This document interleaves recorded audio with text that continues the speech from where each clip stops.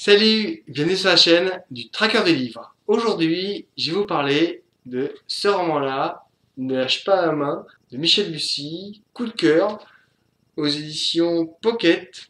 C'est un roman que j'aime beaucoup, par sa singularité au niveau de l'île, le côté insulaire.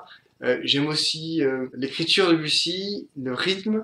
Je trouve qu'il est toujours hyper précis, très intéressant en son approche des personnages. Il construit petit à petit l'histoire, sa structure, ses personnages.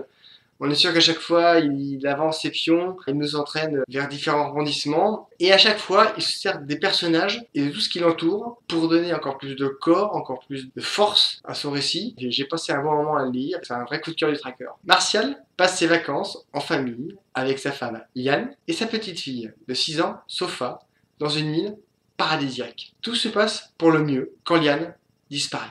Dans la chambre de l'hôtel du couple, les éclaboussures de sang. Le capitaine Hadja Purvi est appelé sur place. Martial est complètement paniqué. Sa femme a disparu. Les traces de sang inquiètent Hadja.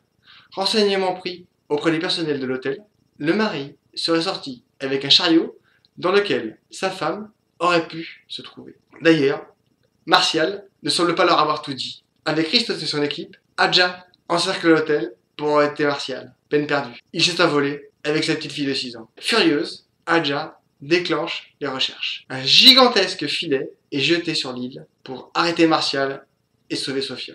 Hadja et Christos enquêtent en parallèle. Christos commence à se demander le but du mari. D'abord, il les appelle, et puis il fuit. Il semble que le mari connaisse l'île. Que se passe-t-il vraiment? Bussy est un vrai maître horloger.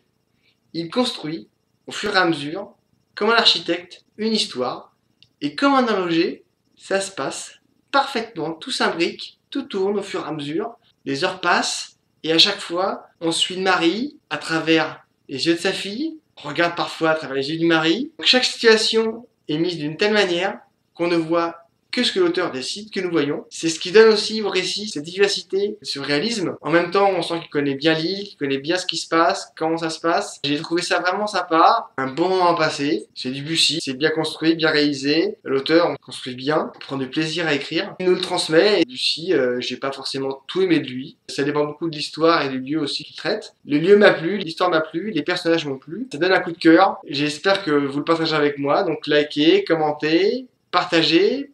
Parlez-en autour de vous, on peut échanger. Mangez les chouquettes. À bientôt. Au revoir.